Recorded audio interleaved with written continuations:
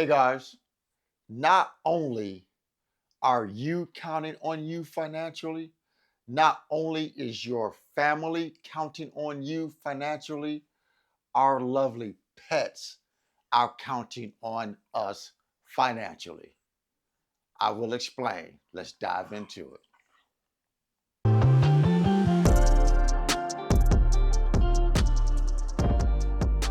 Hey guys, welcome back to the channel. Frank Talks Money. Real quick, guys, I just need one favor. Remember to like the video. The more likes the video receives, the more the algorithm will share the video with more like-minded people like you and me. Now let's get right into the content, guys. Guys, as you can see, I am here with my little fella. His name is Blazo. Well, his name is Blaze, but I call him Blazo. And I wanted to talk to you guys today about how having pets, how not being financially stable can have an impact on our pets, our lovely fur babies, guys. So, guys, my daughter goes to Purdue University in West Lafayette, Indiana, and she works at a vet clinic. Guys, my daughter loves animals. She absolutely adores animals to no end, right? I mean, if she sees us, she's the type of person who will be driving down the highway, a deer run out, and she'll swerve to miss that deer and go into oncoming traffic to save the animal. That's how much my daughter loves animals. And she actually was the one who found my little guy for me when I went through my divorce, with her mom. We had a dog that we had for 5 years, but I let the dog go with my ex-wife and my daughter because he was I mean he was attached to all of us. But I was like, you know what? I'll go find me another dog. So about 2 months after me and her mom had split up and I moved into my house, my daughter called me up and she said, "Dad, I found the perfect dog for you." He was at a local rescue. And she said, "And guess what his name is?" I said, "What?" She said, "Frankie." I was like, "Oh, shit. You have got to be kidding me." So I went to go see him. And I said, if we have any type of connection, I'm getting him. He's my namesake. His name is Frankie, So I had to get him. Went to go see him, and I bonded with him, connected with him, felt a connection with him. So I adopted him. So I've had him for 2 years now. This is my little guy. This is my little guy. I mean, I love this little guy. He's a lab pit mix. I love this guy. Guys, if you're still here, hit the like button for me, please. Hit that like button for me, please, if you're still here. So, guys, like I said, my daughter works in a vet clinic. She's going to school to do something in wildlife because she absolutely loves animals. And so a week ago, she called me up. She said, "Dad, this would probably be a good talk on your video to make a video about, because this couple came in and their pet needed a life-saving surgery, and would you know it, they could not afford the surgery, guys. Guys, I don't know what I would do if something happened to my little guy and I couldn't afford the surgery. I mean, luckily I'm in a position that I am, which I'm glad I am, because I could afford a surgery and I could afford to keep him alive.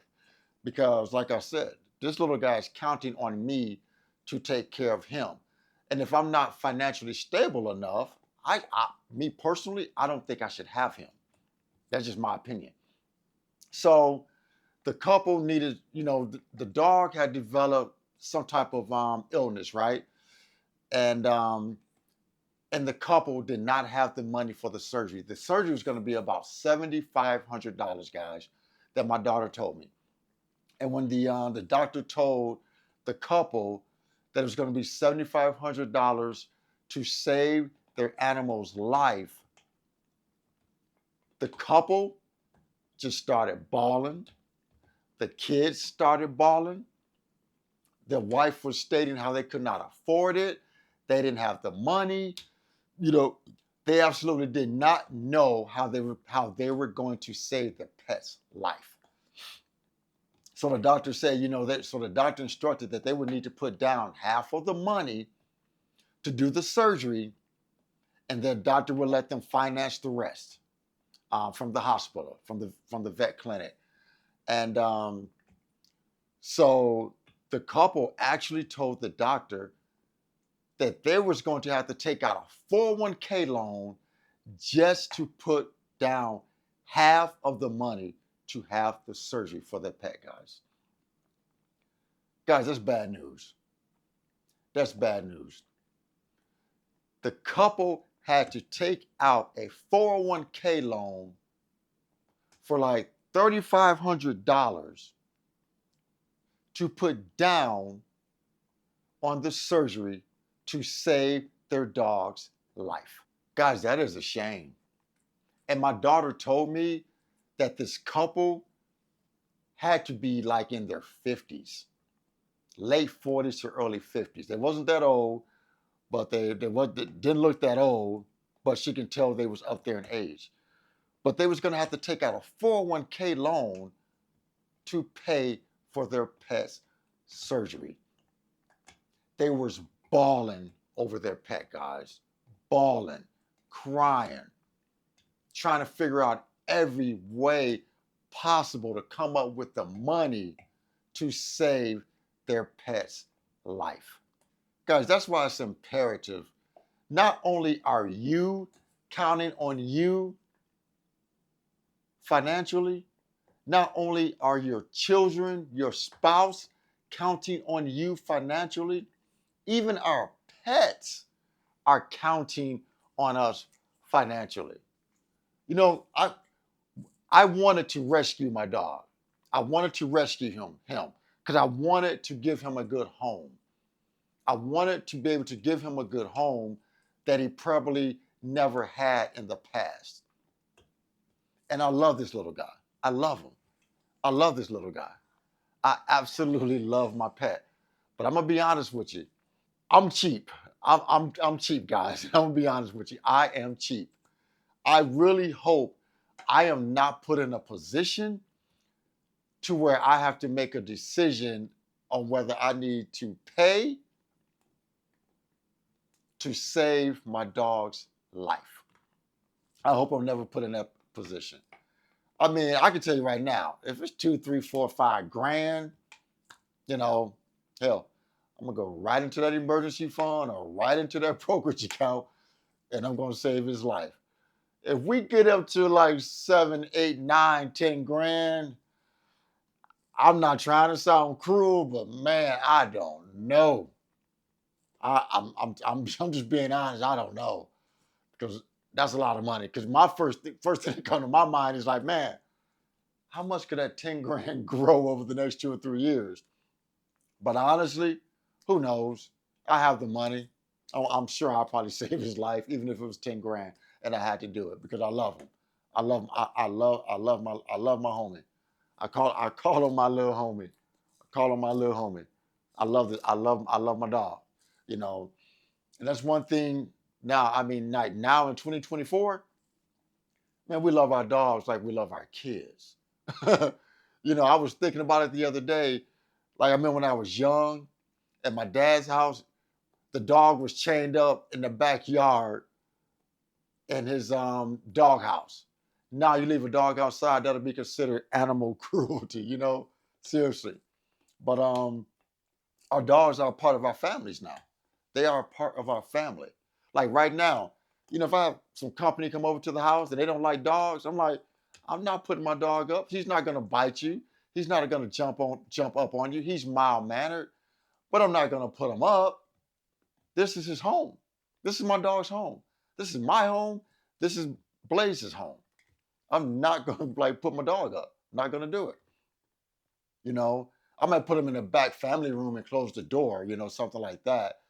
But I'm not gonna put him outside or put him in his kennel or something like that just because I got somebody who's afraid of dogs. I know he's not gonna bite them. He's not gonna jump up on them. You shoo him away, he'll go about his business. But yeah, guys, I just wanted to share that story with you guys because, like I said, when we have pets, we need to be financially prepared to take care of our pets, get their shots, you know, their flea protection, you know, their food, take them for checkups. A lot of that comes with having pets. If you're not prepared for that, you shouldn't have a pet. You know, that's just my opinion. That's just my opinion. I'm entitled to my opinion. If you can't afford to take care of your pet, you shouldn't have a pet, guys. You just shouldn't have one. That's just my opinion. So, guys, yeah, I wanted to I just wanted to relay that story to you guys because I know it's a story that we all can relate to. Either you love pets or you know someone who does have pets and they absolutely adore their pets. Because I absolutely adore my little fella. Ain't that right? Wave to the camera, Blazer. Wave to the camera, Blazer. So, guys, I want to thank you guys for listening to my story about pet ownership and how pets can cost, and we need to be financially prepared to take care of our pets. Please remember to like the video, share the video, and most important, please consider subscribing to my YouTube channel, Frank Talks Money. And with that, guys, remember, financial decisions you make today will impact your financial life tomorrow. Thanks for tuning in. Frank Talks Money. I am out.